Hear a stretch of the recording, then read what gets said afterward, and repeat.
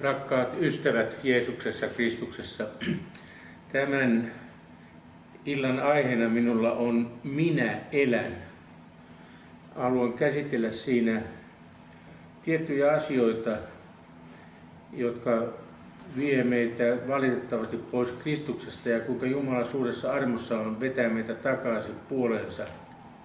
Mä en osaa tämän ihmeellisemmin tätä aihetta selittää, mutta lähdetään liikkeelle roomalaiskirjeen 3. luvusta. Sen 20. jae kuuluu näin: sen tähden, ettei mikään liha tule hänen edessään vanhurskaaksi lain teoista, sillä lain kautta tulee synnin tunto. Mutta nyt Jumalan vanhurskaus, josta laki ja profeetat todistavat, on ilmoitettu ilman lakia. Se Jumalan vanhurskaus, joka uskon kautta Jeesuksen Kristuksen tulee kaikkiin ja kaikille, jotka uskovat, sillä ei yhtään erotusta.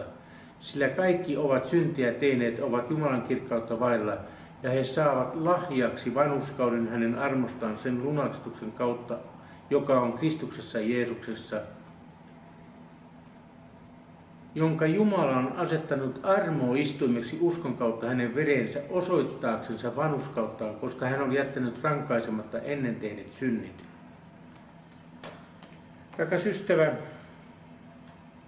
niin sä ymmärrät tässä, että meidän koko huomio tulee keskittyä siihen, mitä Kristus on. Ja kuinka hänen tuntemisessa kautta meille on lahjoitettu kaikki, mitä tarvitaan elämiseen ja jumalisuuteen. Meillä ei ole siis mitään mahdollisuutta itse tehdä itsestämme parempaa ja kelvollisempaa Jumalan edessä, vaan kaikki se vanhurskaus, joka meille on luvattu Kristuksessa, on hänen lahjaansa. Se on lahjavanhurskaus. Ainoa mikä osuus meillä on omassa pelastuksessamme on se, että me otamme vastaan tämän lahjan. Joku sanoo, että ei sitä voi torjua. Kyllä mä uskon, että ihmisillä on monta tapaa torjua se, ja mä vähän yritän käydä tästä pintapuolesta läpi tässä esityksessä sen, minkälaisia ihmisen lankeemukset on ja mitä se pitää sisältää ja mistä ne on lähtöisin. Ensimmäisen Mooseksen kirjan 1. lukuhan sanoo sillä, ja Jumala sanoi, tehkäämme ihminen kuvaksemme, kaltaiseksemme, ja vallitkoon he meren kalat ja taivaan linnut ja karjaeläimet ja koko maan ja kaikki matelijat, jotka maassa matelevat. Tässä on mielenkiintoinen lause sen takia jo, että tässä niin kuin Jumala kolminaisuutena Jeesuksen kautta luotiin kaikki tämä maailman kaikkeus. Ja hän teki ihmisestä kaltaisensa. Ja hän antoi ihmiselle vallan hallita ja vallita maata ja maan piiriä ja sen eläimiä. Ja 27. jae sanoo, ja Jumala loi ihmisen omaksi kuvaksensa, Jumalan kuvaksi hänet loi. Mieheksi ja naiseksi hän loi heidät. Koko ihmisen käytös tänä päivänä, niin kuin näemme, sotii tätä ajatusta vastaan. Kaikki meidän tiedemaailma, kaikki meidän politiikka, kaikki meidän, mitä yhteiskunnassa tapahtuu, sotii tätä asiaa, että Jumala loi ihmisen omaksi kuvakseen, mieheksi ja naiseksi. Tässä haluaisin tähän kiinnittää huomiota myöskin sinun, että alkuteksteissä Hebreassa Jumalasta on semmoinenkin nimi, joka tarkoittaa, että hänessä on kaikki. Hänessä on myöskin se, mikä naisella on tehtävänä meillä yhteiskunnassa, ruokkia ja vaalia lapsia, hoitaa lapsia. Jumalahan on, hänessä on kaikki se, mitä ihminen tarvitsee. Siis joku suomensi sitä koiranleuka varmaan, että Jumala on mies, jolla on rinnat, joka ruokkii lapsiaan. Siis sillä Jumalan sanan maidolla. Tätä elää käsitä väärin. Mutta se, että Jumalan sana on se meidän maitoruoka, jota me saamme alkuun, joka synnyttää meidät, niin kuin roomalaiskirjasta luimme, että lain kautta tulee synnin tunto ynnä muuta, joka johdattaa meidät sitten Kristuksen luo. Ja siitä saadaan sitä varhaista maitoruokaa, jota me tarvitaan, että me lähdetään kehittymään lapsina, Jumalan lapsina. Jumala siunasi heidät, tämä Mooses jatkaa, Ja Jumala sanoi heille, olkaa hedelmälliset ja lisääntykää ja täyttäkää maa ja tehkää se itsellenne alamaiseksi. Ja vallitkaa meren kalat ja taivaan linnut ja kaikki maan päällä liikkuvat eläimet. Ja Jumala sanoi, katso, minä annan teille kaikkinaiset siementä tekevät ruohot, jotka kasvaa kaikkialle maan päälle. Ja kaikki puut, joissa on siementä tekevä hedelmä, olkoot ne teille ravinnoksi. Ja niin edelleen, ja niin edelleen. Mutta tähän mä haluan pysähtyä hetkeksi vielä. Ensiksi Jumala antoi meille ravinnoksi siementä tekevät hedelmät. Ruohot, joita kasvaa kaikkialla maan päällä, ja kaikki puut, joissa on siementä tekevät hedelmät. Siementä tekevät ruohot, eli viljan. Silloin syötiin puhdasta kasvisruokaa, ja maailma oli hyvä. Ja Jumala sanoi tästä luomisesta, katso, että on ylen hyvää. Siis kaikki oli täydellistä, kaikki oli hyvää. Nyt, tähän aikaan, katsotaan ensimmäisen Mooseksen kirjan 9. luku. Ja siellä sanotaan, että kaikki mikä liikkuu ja elää, olkoon teille ravinnoksi, niin kuin minä olen antanut teille vihreäiset kasvit, niin minä annan teille myös tämän kaiken. Tämä tapahtui syntilankeemuksen jälkeen, vedenpaisumuksen jälkeen.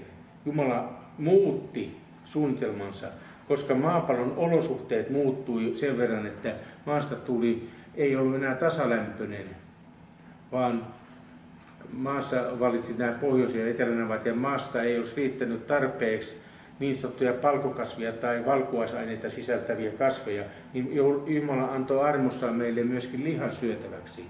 Ja se ei ole paha. Kun on kristitty, mä oon valitettavasti löytänyt paljon nyt Suomestakin uskovia tavannut, jotka väittää, että ihminen ei saa syödä lihaa. Jumala on antanut ne meille ravinnoksi. Mutta nyt me hyppää vielä aiheesta ulospäin. Lopussa, kun 1000-vuotinen valtakunta alkaa, silloin Jumala ennalleen asettaa kaiken tämän, jolloin kristityt Jeesuksen kanssa, uskovat Jeesuksen kanssa hallitsee tätä maapalloa. Silloin loppuu taas lihansyönti. Siihen mä menen enemmän pitemmälle. Mutta mä puhuin äsken syntin lankeemuksessa. Katsotaan sitä vielä. Ensimmäinen Mooseksen kirja 3. luku. Mutta käärme oli kavalin kaikista kedon eläimistä, jotka Herra Jumala oli tehnyt, ja se sanoi vaimolle, onko Jumala todellakin sanonut, älkää syökö kaikista paratiisin puista. Sieluvihollinen on ovela. Ei hän ole tyhmä. Hän ei tyrmää, mitä Jumala on sanonut, vaan yrittää saada ihmisen epävarmaan tilaan. Hän sanoo, onko Jumala todellakin sanonut? Onko se todellakin syntiä? Onko se todellakin kiellettyä? Siis kun ihminen sen saa tällaisen olotilan, että hän ei ole varma, että mitenkäs se olikaan, mitä se Jumala sanoi. Tämän takia meillä on onneksi luotettava Jumalan sana, josta me voimme tarkistaa, mitä Jumala on sanonut. Mutta tässä se sieluvihollinen oli ovela ja se tuli näin ihmisen luo. Ja vaimo vastasi käärmeelle, me saamme syödä muiden puiden hedelmiä paratiisissa, mutta sen puun hedelmää, joka on keskellä paratiisia, on Jumala sanonut, älkää syökö siitä, älkääkä koskeko siihen, ette te kuolisi. Niin käärme sanoi vaimo, ette suinkaan kuole. Vaan Jumala tietää, että sinä päivänä, jona te siitä syötte, aukenevat teidän silmänne ja te tulette niin kuin Jumala tietämään hyvän ja pahan. Tämä herätti halun. Hei, me tullaan Jumalan kaltaisiksi tässä.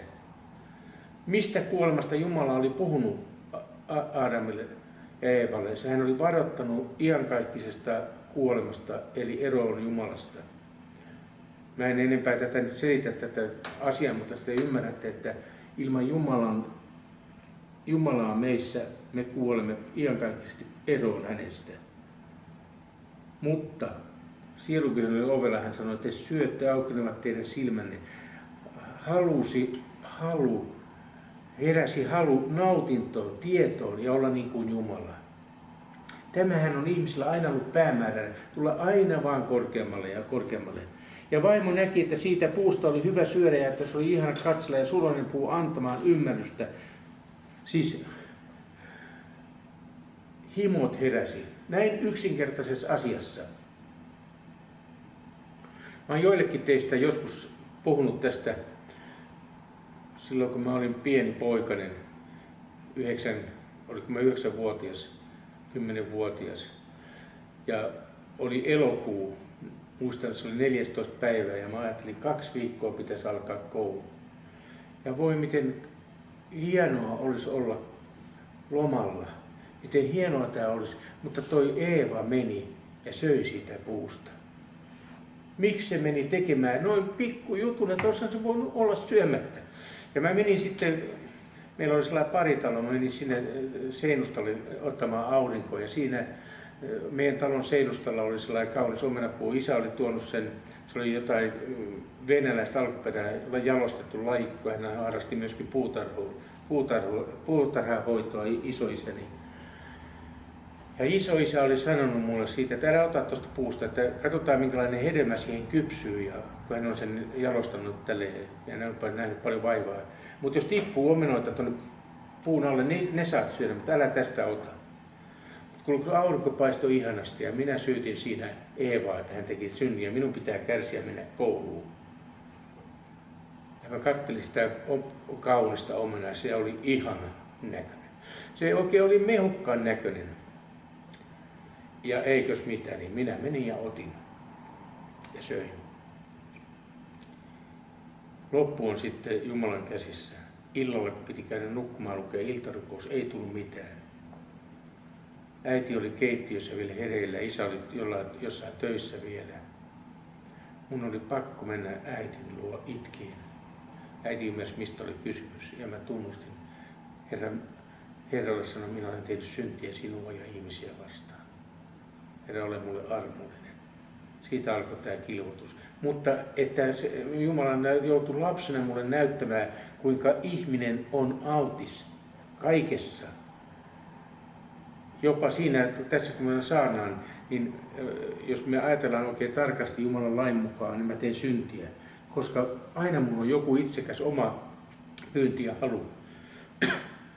Mutta silloin kun mä ymmärrän sen, että kaikki mitä mä teen, mun pitäisi tehdä niin kuin Jumalan kunniaksi.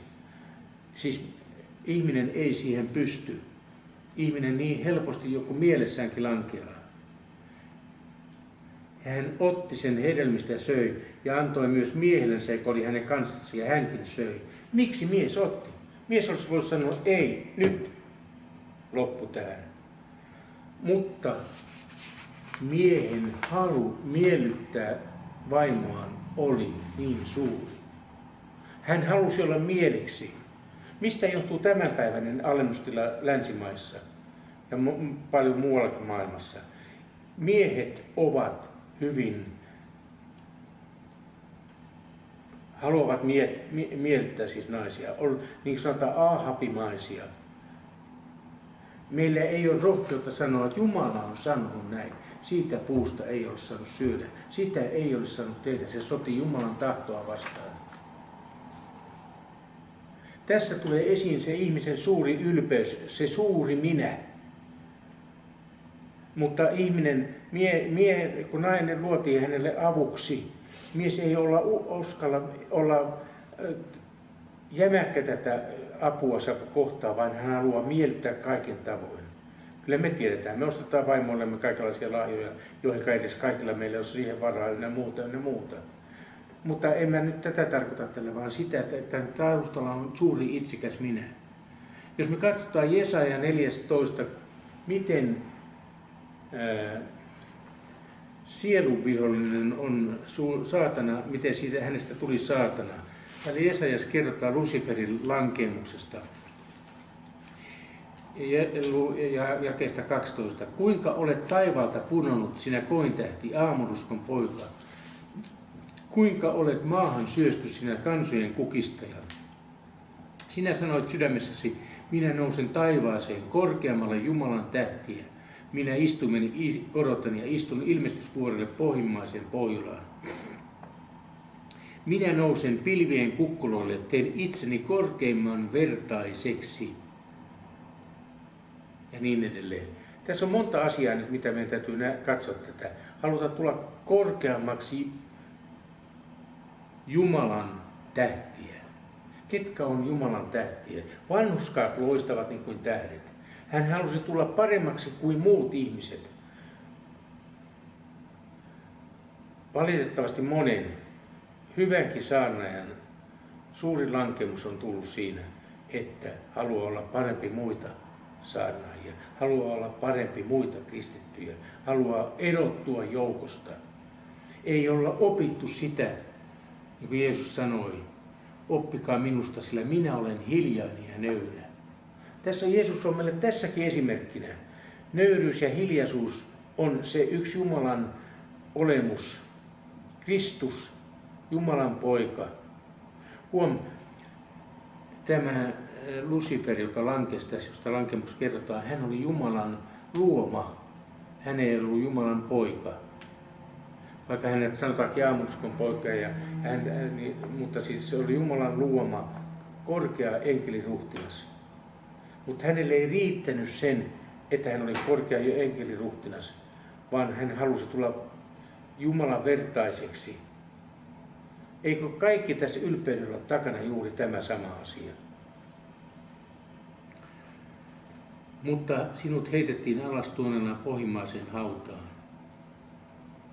Me elämme nyt hyvin vaikeita aikaa. Me näemme, kuinka maailman suuri saastaisuus, kaikki tämmöinen hyvin saatanallinen eksydys valtaa. Kristinuskosta tulee hyvin vihattu elementti. Kristinuskoa vastaan tehdään kaikenlaisia, jopa EU-politiikassa ei hyväksytä mitään kristillisiä periaatteita. Toisin sanoen siellä pitäisi olla kaikki yhdenvertaisia, kaikki tasavertaisia.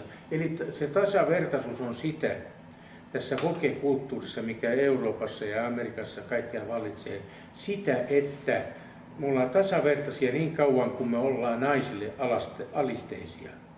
Siinä ei ole mitään väärää. Tätäkin me tullaan käsittelemään kohta. Että me ollaan joskus ystävällisiä puolisollemme ja niin kuin Paavali sanoi, että miesten tulee rakastaa vaimoa niin kuin Kristus rakasti seurakuntaa, uhrata itsensä. Tämä on miehen tehtävä. Mutta Raamatun mukaan siellä on muita naisillakin myöskin sellainen tehtävä, joka tämän päivän seurakunnassa edes naiset ei suostu. Mennään siihen vielä eteenpäin, että mennessä lisää. Siis nyt kun me katsotaan Danielin kirjasta näitä lopun aikoja, mä sanon lopun ajat alkoi silloin, kun Jeesus nousi taivaaseen. Siitä alkoi tämä kehitys viimeiset päivät. Daniel 11.35 sanoo, ja taidollista jotkut kompastuvat, että heidän joukkonsa koeteltaisiin, seulottaisiin, puhdistettaisiin lopun ajaksi, sillä vielä kestää ennen kuin määräaika on. Tämä on erittäin syvää koettelemuksen aikaa. Mutta vastaavanlainen aikahan oli alkuseurakunnan aikana, kun Rooman valtakunnassa rehotti kaikki tämä saastaisuus. Ja silloinhan me tiedämme, jos katsotaan Tessalonikalaiskirjeitä ja muita kirjeitä, että ihmiset jo luuli, että nyt on. Jotkut luuli jopa, että he ovat jääneet pois tempauksesta, että Jeesus on hakenut omansa pois ja he ovat jääneet tänne suuren vihaan. Se oli niin kovaa koettelemusta. Mutta ei mene nyt enempää siihen. Te voitte tutkia näitä asioita Raamatusta itsekin ja viime tunnilla muistaakseni siitä käytiin läpi sitä asiaa. Täällä sanotaan sitten jakeessa 36, ja kuningas tekee mitä tahtoo ja korottaa itsensä ja uhittelee jokaista Jumalaa, itse Jumalia ja Jumalaa vastaan. Ja hän puhuu kauheita ja hän menestyy, kunnes vihan aika on lopussa. Sille mikä on säädetty, se tapahtuu. Siis nyt täytyy sanoa, että tässä on valitettavaa se, että tätä antikristillistä antikristusta, niin sitä ei voida estää, että Jumala on säätänyt se, että se tapahtuu, koska näin meitä seulotaan. Mutta myöskin tästä täytyy muistaa se, että meidän usko on meille vahva turva tässäkin asiassa. Se ei oma uskottelu, vaan Jumalan pojan usko, joka meille on sydämiin annettu. Se Jumalan rakkaus, joka on Pyhän Hengen kautta meidän sydämiin vuodatettu. Silloin me saamme syntymälahjana sen sinetin sormeemme. Se oli se sinetti, että Jumala tuntee omansa. Se Pyhän Hengen sinetti meissä. Ja hän pelastaa meidät, me sen tiedämme.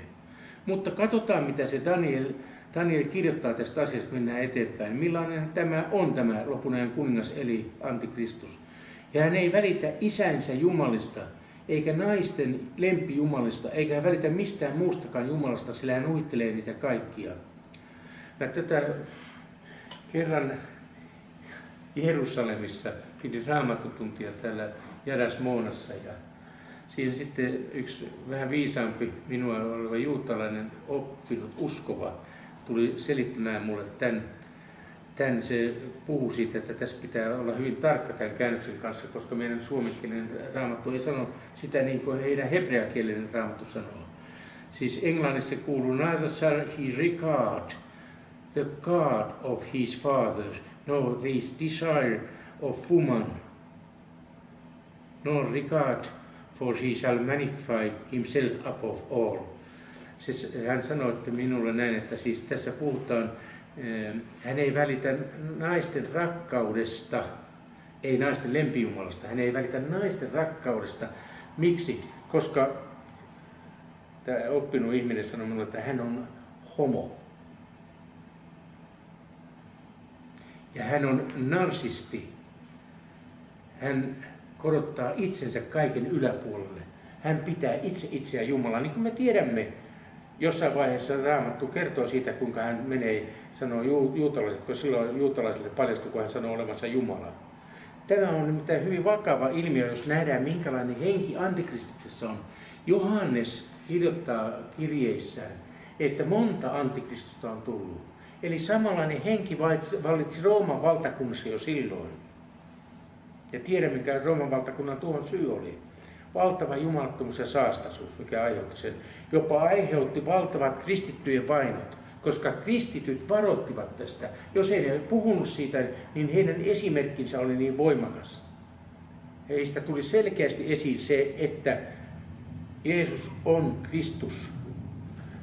Mä tulen tähänkin teemaan vielä lisää, koska tässä on hyvin merkittävä asia siinä, mistä se tulee ilmi.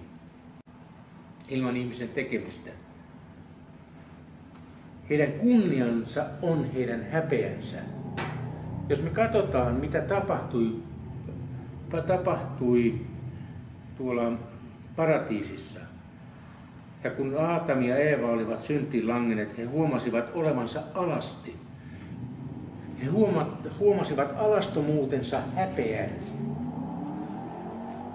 Silloin Jumala teurasti elämän ja puki Aatami ja Eeva näin ollen peitti heidän häpeänsä. Siis tässä nyt on myöskin sellainen asia, että tämän päivän yhteiskunnassa heidän kunniana on heidän häpeänsä. Alastomuus on tänä päivänä niin muodikasta ja joka paikassa netti tunkee sitä. Ja silloin mä huomasin aikanaan eräs tamperelaisessa seurakunnassa, josta oli lähdössä pois. Sinne tuli puolialastomia naisia. Oli pakko lähteä sieltä. Ei ollut mitään sanottavaa enää siinä. Mä mietin, pitäisi heille vielä evankeliumia julistaa, mutta sali täyttyi puolialastomista naisista, jotka oli sellainen enkelikuoro, joka oli jollain saarnaajalla tuli mukanaan. Tämä ei ole siis naulun asia. Tämä on hirvittävä murhe minun sydämessäni ollut. Alastomuus on niin julkista nykypäivänä joka paikassa.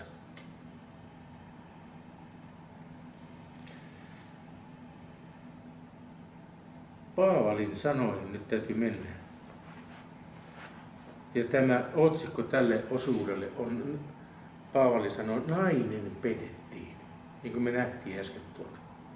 Minä tahdon siis, että miehet rukoilevat joka paikassa, kohottavat pyhät kädet ilman vihaa ja epäilystä, niin myös, että naiset ovat säädyllisessä puvussa, kaunistavat itseään kainosti ja siveesti, ei palmikoidulla hiuksilla, ei kulolla, ei helmillä, eikä kallisarvoisilla vaatteilla, vaan hyvillä teoilla niin kuin naisille sopii, jotka tunnustautuvat Jumalaa pelkäväksi. Oppikoon nainen hiljaisuudessa kaikin puolin alistuvaisena. Siis naiset ovat säädyllisessä puvussa. Siis tässä sanottiin, miten tämä tapahtuu. Ollen säädyllisissä puvussa, siis että se pitäisi olla se semmoinen Jumalan pyhän hengen innoittama se säädyllisyys, kun Jumala on peittänyt sen alastomuuden häpeän. Tuostakin on asiasta, voi puhua vielä pitempään, mutta Paavali sanoo, mutta minä en salli, että vaimo opettaa, enkä että hän vallitsee miestänsä, vaan eläköön hän hiljaisuudessa, sillä Aadam luotiin ensin, sitten Eeva. Eikä Aadamia petetty, vaan nainen petettiin ja joutui rikkomukseen. Ja tässä vielä Aadamkin söi, koska halusi miellyttää vaimoa. Tässä on meille miehille hirveän vaikea paikka. Meidän tulee vaimoja rakastaa niin kuin Kristus rakasti seurakuntaa. Mutta me emme saa antaa pääasioissa periksi. Siis meidän tulee kaikessa rakkaudella ja kaikella pitkämielisyydellä neuvoa ja opastaa vaimojammekin Kristustielle. Se voi olla jollekin miehelle elinikäinen tehtävä, mutta se on Jumalan antama tehtävä meille. Miten me se tehdään? Rukoillen. Ei myöskään pelkästään saarnaamalla, ei se auta. Meidän tulee vaeltaa niin kuin Kristus on meitä opettanut, kaikessa rakkaudessa. Tässä on semmoinen jännä asia vielä. Naisillehan on myöskin ne, jotka voi johdattaa miehiensä Kristuksen luo. Pietarihan siitä puhuu, että nainen voi käytöksellään, vaelluksellaan herättää miehen oman tunnon. Että he huutavat sitten avuksi hänen päivänä Herran nimeä. Pietari tästä selittää paremmin kuin minä. Voitte lukea Pietarin kirjeestä sen.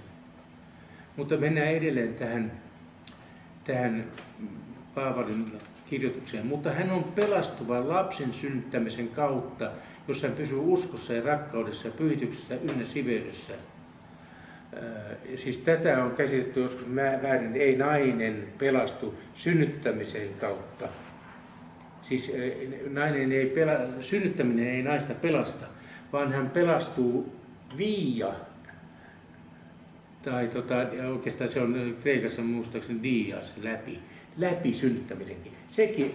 Se ei tee naisesta saastasta tai ihan niin kuin jotkut opettaa, jotkut uskontokunnat, vaan senkin läpi nainen pelastuu. Se on Jumalan antama lahja, että hän synnyttää kivulla ja tuskalla ja ynnä muuta. Siinä on omat ongelmansa ollut, niin kuin se tuli se tuomio siitä. Jos hän pysyy uskossa ja rakkaudessa ja pyhityksessä ynnä siveydessä, mikä on se pyhitys, missä naisen tulee pysyä? Hänen tulee pysyä Kristuksessa. Kristus on meidän pyhityksemme. Siis hän teki meidät täydelliseksi kerta kaikkiaan, siis sen pyhityksen kautta, mikä hän lahjoitti meille. Hän erotti meidät. Se ei ole ihmisen omaa suoritusta. Teidän tulee muistaa se, että lain suorittamisen kautta tulee vain synnin tunto.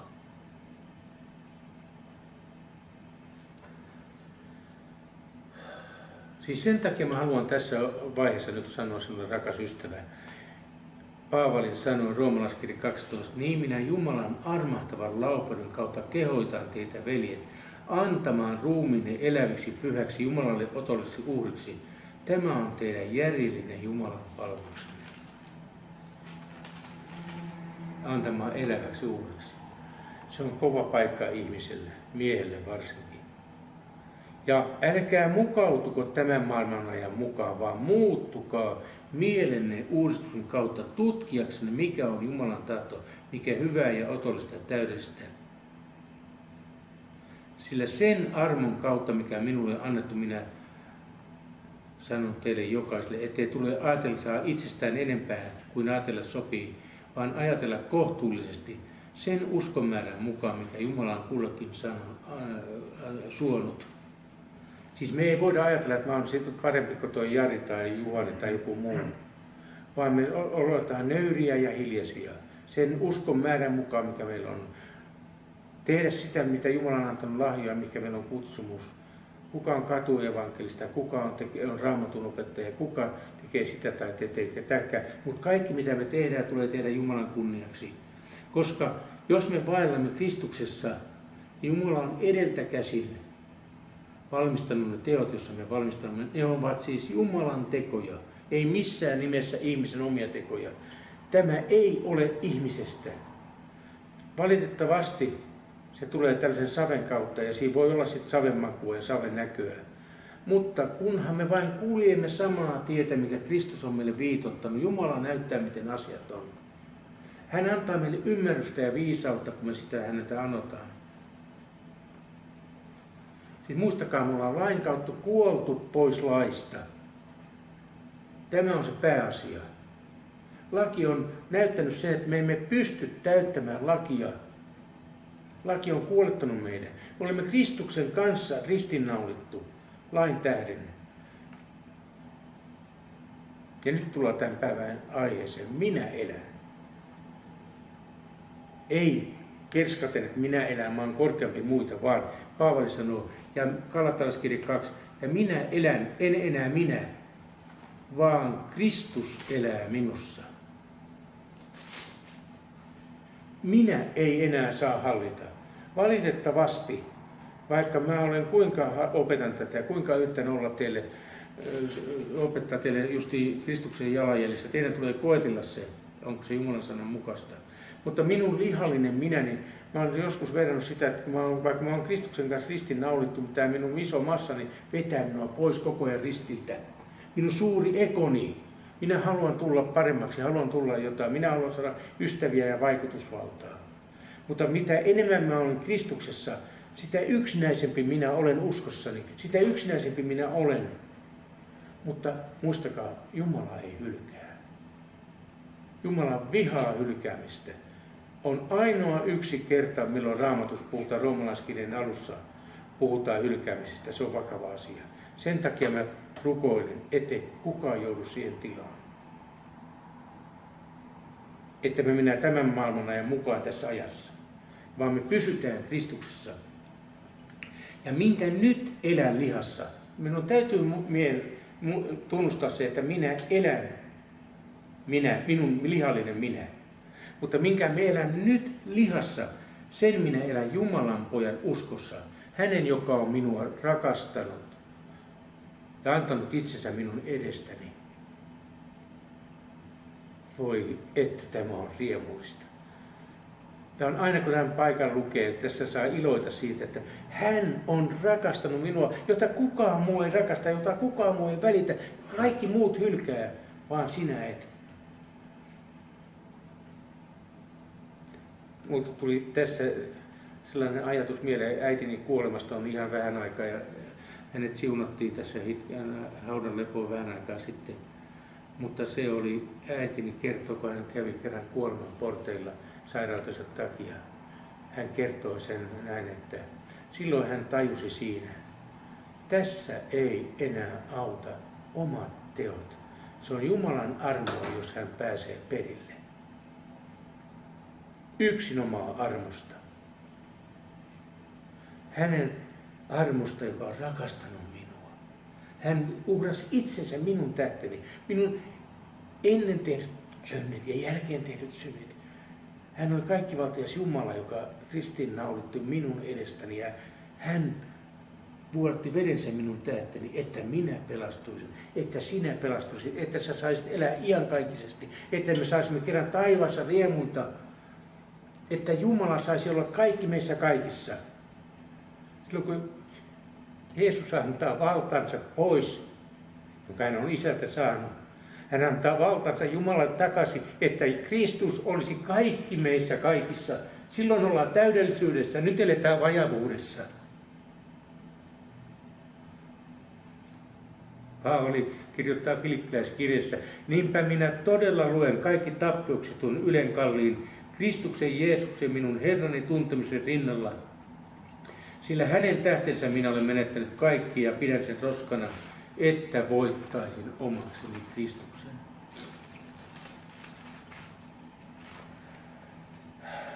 Tämä asia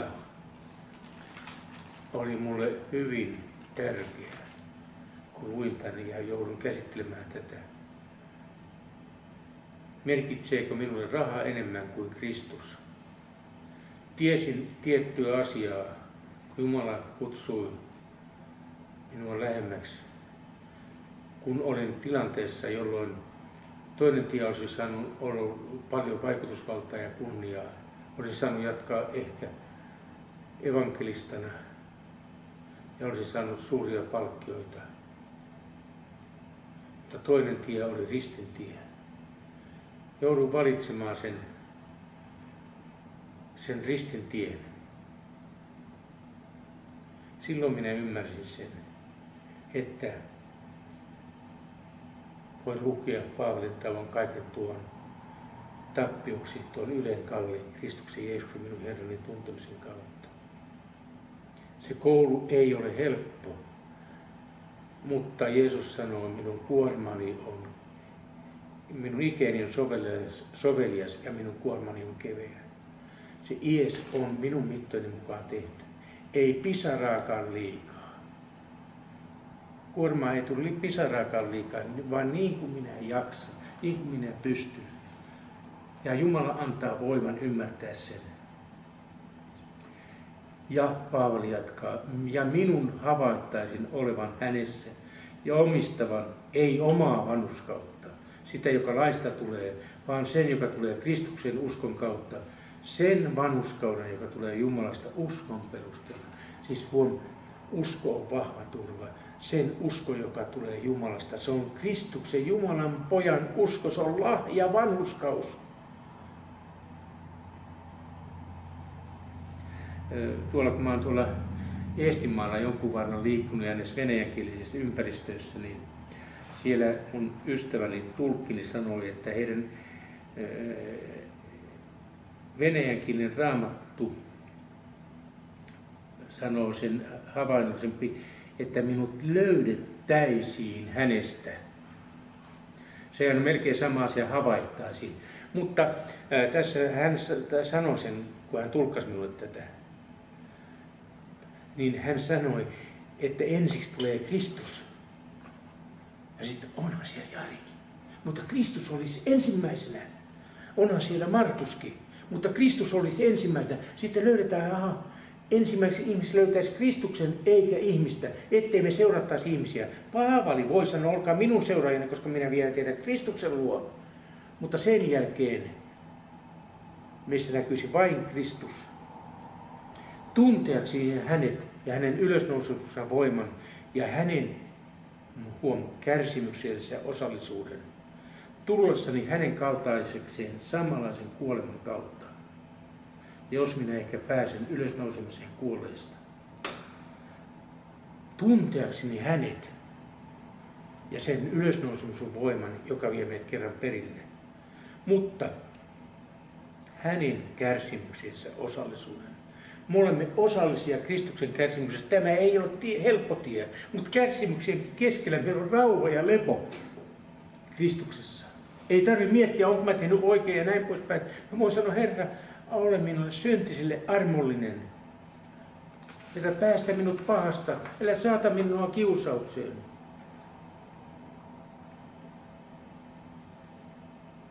Mä haluan tuoda tähän vielä jostain syystä Jesaja 35.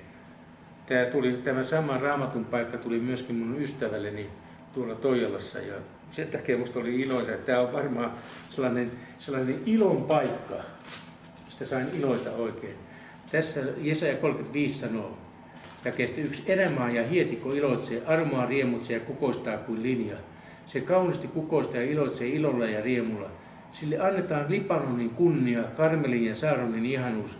He saavat nähdä Herran kunnian, meidän Jumalamme ihanuuden. Vahvistakaa hervonneet kädet, voimistakaa horjuvat polvet. Sanokaa hätääntyneille sydämille, olkaa lujat, älkää perätkö, katsot teidän Jumalanne. Kosto tulee Jumalan rangaistus. Hän tulee ja pelastaa teidät. Tässä on merkittävä asia sen takia, että tässä Jesaja ihmeellisellä tavalla. Mä en ole tätä tutkinut tarkemmin muuta kuin sen, mitä mä ymmärrän tästä suomenkielisestä käännöksestä, että kosto tulee Jumalan rangaistus, mutta samanaikaisesti hän tulee ja pelastaa teidät. Tähän oppii ei moni usko. Jos ei tätä ymmärrä, niin katso vaan Kristukseen, hän pelastaa sinut. Ei tarvitse katsoa Kristukseen. Hän pelastaa. Meidän ei tarvitse sitä edes murehtia. Tässä puhutaan siitä, kun Jumalan rangaistus, eli ne mistä minä puhuin, siitä antikristuksen hallinta-ajasta ja muuta kauheista asioista. Meillähän on ahdistus ja tuska täällä, mutta sitten kun tulee kansojen tuomio, eli Jumalan vihan aika, siitä hän pelastaa meidät.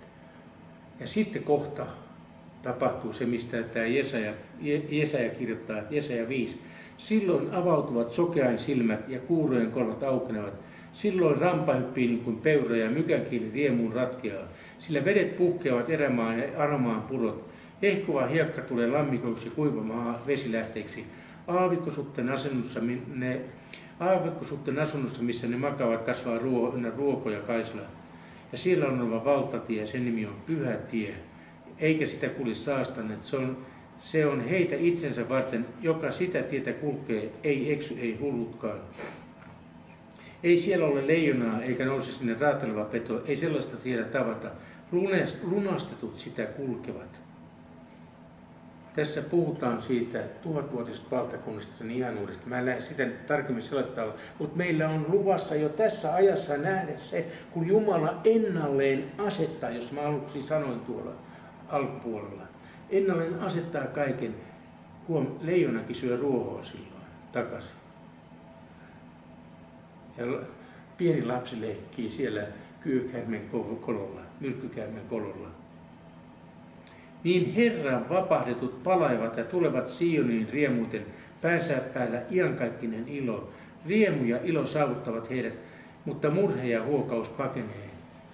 Tässä on niin monta kuvausta, että mä jätän tähän ja rukoilen teidän puolestanne, että te ymmärrätte, että Jumala haluaa puhua sinun sydämellesi. Katso Kristukseen. Hän vie sinut perille. Aamen.